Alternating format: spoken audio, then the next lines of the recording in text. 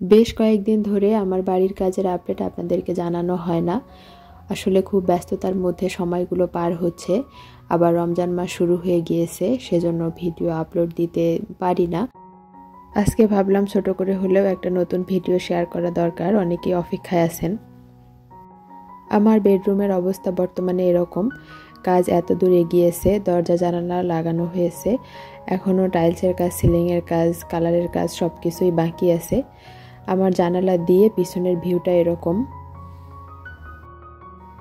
এগুলো কয়েকদিন আগের ভিডিও, বর্তমানে টাইলসের কাজ চলছে। এগুলো 3-4 দিন আগের ভিডিও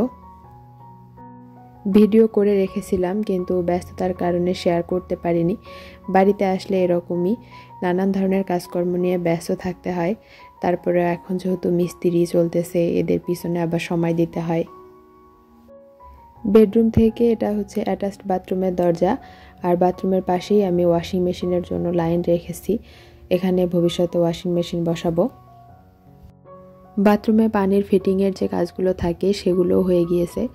বর্তমানে টাইলসের কাজ চলছে, কয়েকদিন পর শেয়ার করব।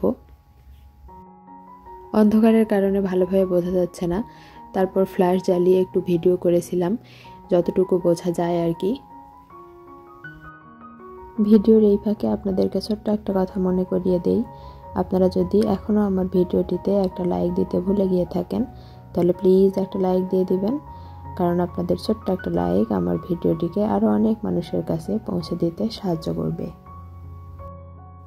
এখন হয়তো আপনারা দেখে কিছুই বুঝতেছেন না, কয়েকদিন পর কমপ্লিট হয়ে যাক, তারপর আমি আপনাদের সঙ্গে ভিডিও শেয়ার করব, তখন সব কিছুই বোঝা যাবে। এদিকে আমার শাশুড়ি মা রমজানে খাওয়ার জন্য লোক নিয়ে মুড়ি ভেজে নিচ্ছিল বেশি করে, যাতে করে পুরা রমজানে বাসার মুড়ি আমরা খেতে পারি। আমাদের গ্রামে এখনও সবাই বাড়িতেই খই মুড়ি ভাজে, এটা আসলে পুরনো ট্রেডিশন। এখন পর্যন্ত আমরা কেনা মুড়ি বেশি খাই না, মাঝে মধ্যে কেনা হয় যখন থাকে না, তাছাড়া বেশিরভাগ সময় বাড়িতেই খই মুড়ি ভাজা হয়। বাড়িতে হাতে ভাজা মুড়ির স্বাদ কিন্তু বেশি ভালো, কেনা মুড়ি অত স্বাদ লাগে না খেতে।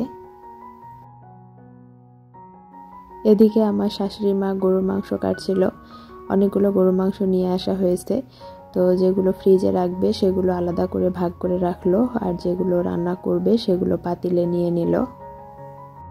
আপনাদের মধ্যে যারা আজকে আমার চ্যানেলে প্রথম এসেছেন, আমার ভিডিওটির কোথাও কোনো অংশ আপনাদের যদি একটু ভালো লেগে যায়, তাহলে প্লিজ আমার চ্যানেলটির পাশে থেকে যাবেন, আমার চ্যানেলটিকে সাবস্ক্রাইব করে দিবেন। চ্যানেলটি সাবস্ক্রাইব করে পাশে থাকা বেল বাটনটি অবশ্যই অন করে দিবেন, তাহলে আমি যখনই ভিডিও ছাড়ব তখনই আপনাদের ফোনে নোটিফিকেশন চলে যাবে, আর আপনারা চাইলে সময় করে আমার ভিডিওগুলো দেখে নিতে পারবেন। এই ইফতারগুলো আমি আজকে নিজের হাতে বানিয়েছি। পেঁয়াজু, ছোলা ভুনা, বুন্দিয়া, কলা আর চিড়া ভিজিয়েছি। গ্রামে ইফতার খুব অল্প আইটেম দেওয়া হয়, অনেক বাহারি ধরনের খাবার এখানে আয়োজন করা হয় না, সিম্পল সব কিছু। আর আমার কাছে মনে হয় রোজা থেকে অত আইটেম খাওয়াও সম্ভব হয় না, তাই অল্প করেই সব কিছু করা হয়েছে। আইটেম কম কিন্তু পরিমাণে একটু বেশি, কারণ আশেপাশে সবাইকে দিয়ে খেতে হবে। আপনাদের ভাইয়া অফিসের ট্যুরে কক্সবাজার গিয়েছিল, সেখান থেকে আমার জন্য এই আচারগুলো নিয়ে এসেছে। ও বাড়িতে বেড়াতে এসেছে, মিস্ত্রিদের কাজ হচ্ছে সেগুলো দেখার জন্য ওকে ঘন ঘন আসা লাগতেছে, তো আসার সময় আমার জন্য আচারগুলো সাথে করে নিয়ে এসেছে।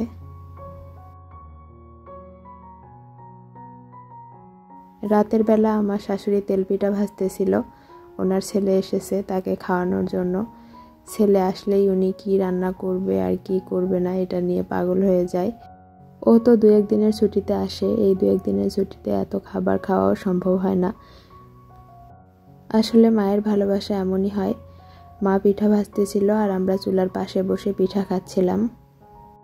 আমরা তো এই পিঠাটাকে তেলের পিঠাই বলে থাকি, অন্যান্য অঞ্চলে হয়তো অন্য নামে ডাকে, কেউ পোয়া পিঠা বলে, কেউ পাকন পিঠা বলে, তো যাই হোক একই কথা। পিঠাগুলো আমাদের বাসার আখের গুড় দিয়ে বানানো হচ্ছে। পিঠা খেতে খেতে আজকের মতো এখানেই বিদায় নিচ্ছি। আল্লাহ হাফেজ, আসসালামু আলাইকুম।